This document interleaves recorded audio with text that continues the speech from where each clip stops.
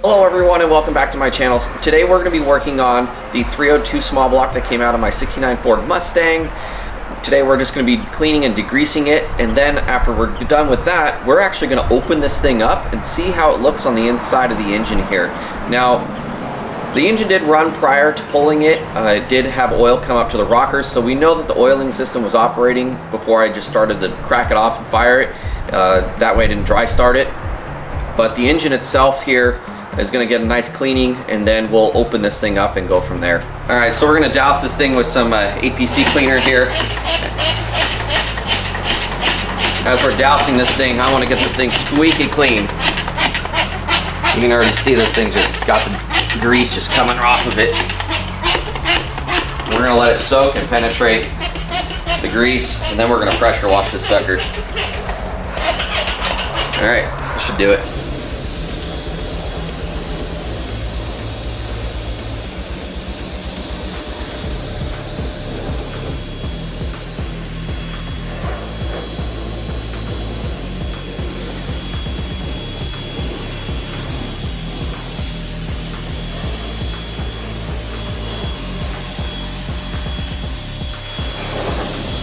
We're going to be open this engine up and take a look on the inside and see how bad the condition is on the inside, or how good it might be.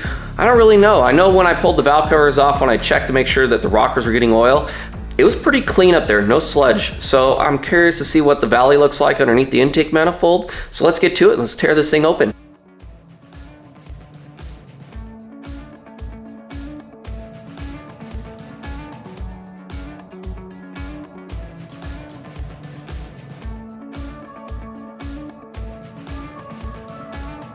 Okay, so as you can tell here, we have the top of the valve cover off here, revealing the rockers. Pretty clean. There really isn't any sludge buildup or anything like that along the tops of these rockers, which is pretty awesome to see that. Now, I did have the valve covers off previously to check to make sure there's oil feeding through these passageways. I know there's a little bit of milkiness here, but obviously I pressure washed the engine, so a little bit of water got underneath the old rock hard gasket. No big deal. So we're gonna go ahead and keep on going here. I'll be removing the rockers. I'm going to label each side to make sure that they stay in place to where they're going to be going, so that way they all stay in order. Even though I'm probably not going to reuse these heads, but I do want to sell these heads fully assembled and to be usable for somebody else, because I want some closed chamber heads to help up the compression a little bit, since this is a low compression 302.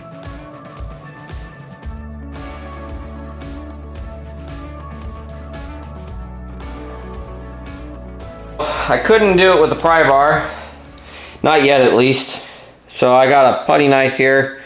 I got my smaller hammer.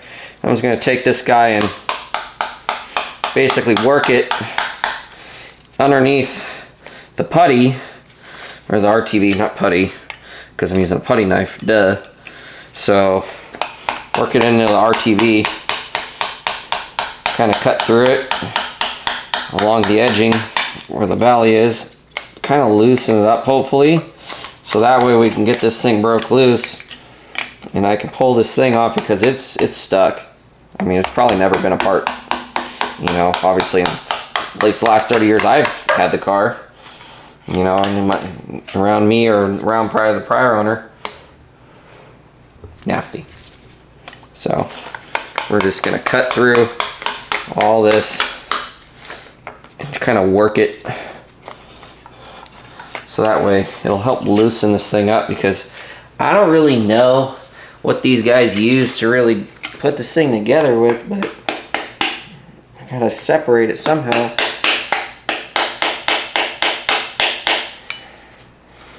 Trying to get it between the head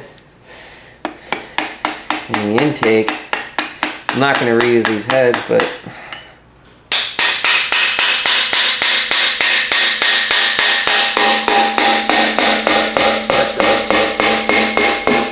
there it goes. Basically, I just took this guy. Now that I got the RTV free, but you can see I just kind of wedged it up underneath it, because there's a tiny gap just so I can get the tip of my pry bar up underneath it, and I just tapped on it and it is now free. Look at that, cool. So So now I'm going to be able to pull this intake manifold off. I was getting a little worried there. Thing was going to be stuck, but there it goes. 1, 2, 3. There we go. Wow. I would say that's pretty darn clean. There is really no sludge in this engine whatsoever. That's pretty amazing. A little bit of RTB that I accidentally pushed up in there, but that's fine. But you can see where I was taking my pry bar. Now that I had a little bit of gap to kind of push on it. But yeah, kind of crusty up in here from the water jackets and the water sitting in it. But really and truly, this really isn't bad. This block is pretty clean. That's amazing. I mean, I've seen a lot worse than this. So I'm gonna consider myself blessed that this block is really clean on the inside of this thing, considering how many years it sat. Because when I first got it, I ran the car for, I don't know, probably a couple days, and then I parked it, obviously. And then here we are 12 years later after I first got the car. Never ran it since then. But look at this thing. I mean, there's no sludge inside this sucker. That's pretty awesome. So that's a good sign. Very good sign that the rest of this engine is going to be really clean. Well, that's ridiculous.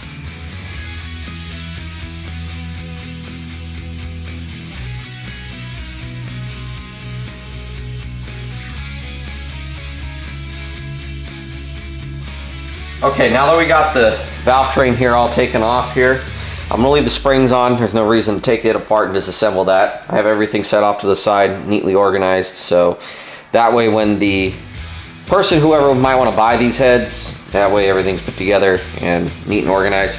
I only got to remove this one bolt right here, get the dipstick off this cylinder head here, and that looks about it really. And we're gonna go ahead and break these bolts loose on top of each side, and let's pull the heads off. That's not bad.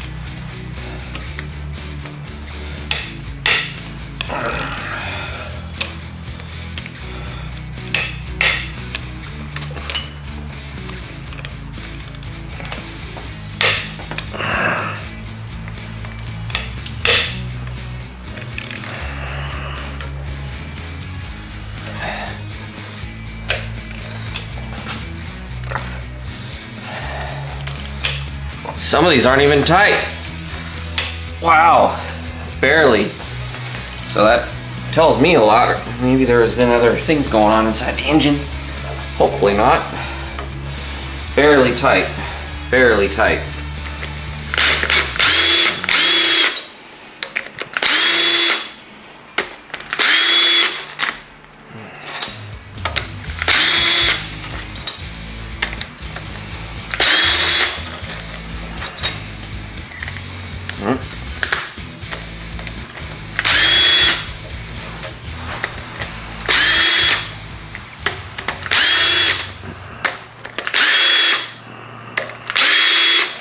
Okay, now that I got all these head bolts loose, pull them out, make sure none of them look broke, they look good. There's all the tops, the bottoms out, the shorties. We were able to get the head off on this side at least. There's nothing in the front or back there like a bracket being bolted from the block itself. And then this head, unlike this side over here that we have the dipstick that was bolted to the front of the head, on this side, nice and clean and clear. Now the head should be able to come off, no questions asked. Trying to get a good spot to wedge this in. Try to pop this. There it goes. You good? You recording? Are you? Okay.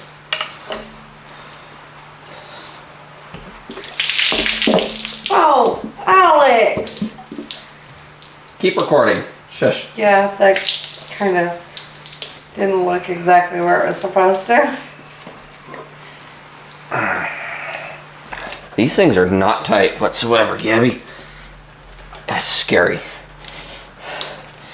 Makes me wonder. Maybe this car was burning maybe a little bit of coolant, who knows? Who told you you could use my pink snap-on? I did. I don't need your permission. It's my tool. Now that they're loose, I can hit it with a gun.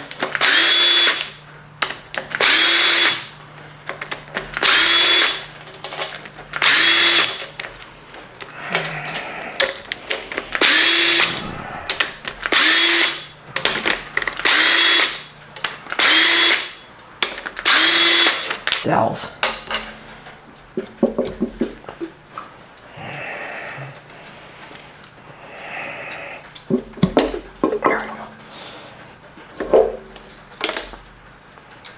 That gasket going with it, I guess. No big sploosh on this side. No, because it all went out the other side. Interesting find. So there are water passages on each side of the block on the ends right here. That gasket, I wish it didn't come apart the way it did, but there's gas material literally plugging up the holes for the water passages on both sides in the front. I don't know about that, if that should have been like that at all. Makes me wonder if they used the right head gaskets. I wish it didn't rip apart the way it did coming off, but it did though. Okay, so we got the cylinder heads off here and it's looking pretty good. So I did point out that there's a issue. I'm sorry about the lighting in here. I only have LEDs that apparently that can only reach to literally half the engine here. So there is quite a bit of ring rage here. I'm not gonna lie. So if I can zoom in here, if I can get any light on it or not, but we'll see. But so I have quite a bit of ring rage right here on all of these cylinders. I could feel it. So this engine has a lot of miles on it. That is definitely something that's going to have to get taken out with, definitely they're going to have to bore it a little bit. I don't know how far out they're going to have to take it or not. Not that there's really not much here to really work with when it comes to machining these blocks, from what I've heard. So checking to see this VIN number right here, this VIN does not match mine. So this is not the original block. No big deal, you know, I'm not worried about it. Now I am curious to what year the casting is on this block then, and know where it came from, but there's still more scoring all around, and that's fine. But this engine does have some miles on it, but we'll get it all taken care of. All the cylinder head bolts were not tight. They were pretty loose. Not loose, but like you can spin them with your finger, but I had to go, and that was it. I mean, it literally took no effort to get these cylinder head bolts loose whatsoever on both sides. Like I said, this car literally came apart so easily because it's like nobody tightened anything. Apparently the same thing with the cylinder heads, because I don't think this is the original engine of this car whatsoever. So next part is we got to get the oil pan off, and then we're going to pull the main caps, and we'll take a look and see how the crank bearings look on the bottom end. So that way we can get a thorough inspection done, and then after that point I can take the block and I can send it to the machine shop. They can acid dip it, hot tank it, and then sonic check it, make sure this block is usable, and then we'll go from there, and then we can start looking at collecting more components and actually look at building the engine. I know I'm getting kind of ahead of myself here, but eventually here this car is going to have to sit for a while I collect metal for it. So once I collect metal, I'm going to start working on putting this thing together and getting everything I need to build this engine and have it pretty much ready to go. So let's get to taking the oil pan off.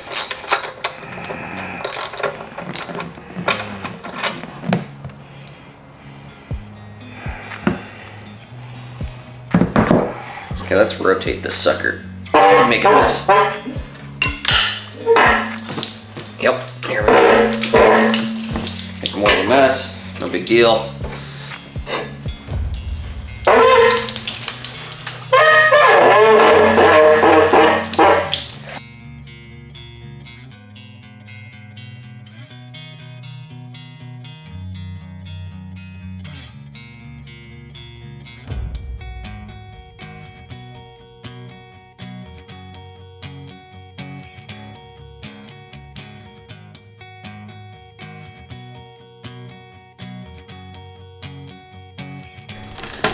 go.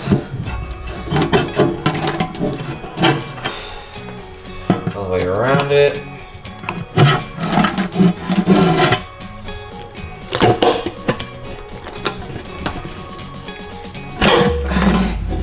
Okay, hands loose. So now we're gonna be able to pop it off.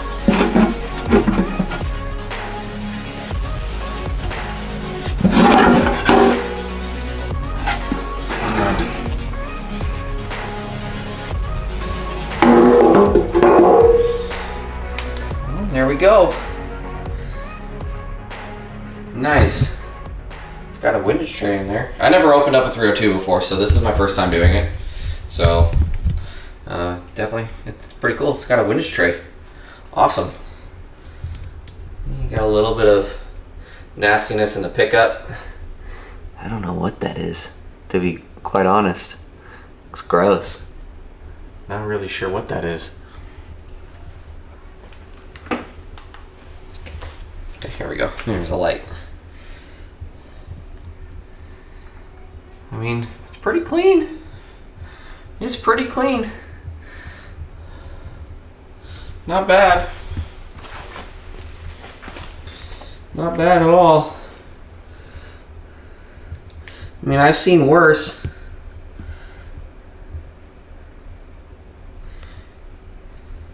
I've definitely seen worse. That's a little casting imperfection in the bottom of the block there. No big deal. Looks like it's on all the cylinders. A little casting imperfection. And a little chip out of the bottom of the bore. So, pretty clean, honestly, for how long it sat and the condition overall. I think this is a good engine. I am curious of the year of the block though, which here's all the data right here. So I can take this and decode it and figure out what year this block is.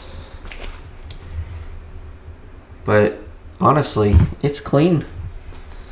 I'm gonna pull the windage tray off and I'll take a look. I'll pull a main cap, take a look at the bearings, see if there's anything going on.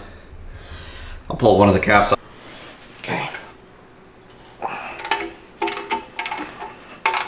So we're gonna pull the windage tray off. I already got the other two bolts out.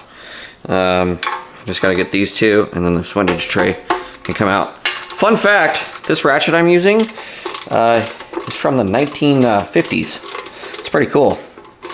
Still works. Not as great as the new snap-on ratchets, but it does its job though, that's for sure. Little short, little stubby little bolt. Because it's bolted to the top of the end of the main cap. So we're gonna go ahead and put those there. And then I'm gonna pull this windage tray up and out to reveal my rotating assembly. Okay, so now that you see that we got the windage tray off, it actually looks pretty clean in there. Not gonna lie. Not gonna lie. So, looking down though, inside, look at that cam lobe right there. Pretty yummy. They're all like that. I don't know if that's just stained from years of oil sitting on it or what, but they look kind of scored to me. It's like that one right down in there. You can see that one barely, but you can see it. Same thing with that one down there. You can see that cam lobe. Camera doesn't want to focus. Here we go. You can see that cam lobe kind of got a interesting brown mark on it. Same with that one. That one's probably the worst, easiest one to look at. But I'm gonna pull a main cap and see what it looks like, honestly. That is a hose clamp sitting on the bottom side of the piston there. That has been in there for a while, I would definitely say. Wow, interesting. You never know what you're gonna find inside these engines. I did not plant that. That was literally there. I looked and I saw something and the rest is history. You always find something in one of these engines. Don't know how it made its way in there. No idea. Makes me wonder how that is even possible. Who would have thought that there would be a hose clamp literally inside this engine? I did not plant that there, I swear. That was literally just seen looking around inside the engine between shots here, and that's literally just chilling in there. Swear, 100% true. This is not some fake YouTube channel where they do a bunch of skits and whatnot. That shit was actually there. That's amazing. Absolutely amazing. Okay, so I'm gonna go ahead and pull one of these main caps off. I already broke that one loose. There we go. We're gonna pull one cap off. We'll pull the center one off and take a look at it and see how the bearings look. After seeing and finding a hose clamp in there, makes me really wonder. I mean, this car had a bunch of weird stuff going on with it, but I mean, that's just kind of like the icing on top of the cake, because I just don't even know how you can even remotely manage to put a hose clamp inside of an engine. I mean, are you really that, you know, careless to just let it happen? You know, so, all right, I don't know if I have a rubber mallet or not. All right, so after pulling the center main cap there, a lot of bearing material wearing on that guy. So this thing has definitely seen better days. All right, so now that we got this engine disassembled to the point of where we have inspected it somewhat to know what we're getting ourselves into, the block itself looks like it's going to be a good buildable block. The engine's tired, it's worn. The main bottom end bearing on that, I pulled that cap, that was pretty bad. And then the cylinder bores definitely have some scoring and some ring ridge going on. So this engine has some miles on it, no doubt in my mind. It's not even the original engine, just so everybody knows. This is not the original block to the car. I checked the VIN stamp on the back of the block and it doesn't match. So no big deal. This is not some Mach 1 or Super Cobra Jet or anything like that. So I'm not too worried about it being a high dollar car. It is what it is, but the block is good. And this is actually a date coded 1968 of December 12th. So it's a good year block to make a builder out of, but it's low compression. I don't want low compression. I'm not going to run any boost. So I want some high compression here. I want to bump the compression.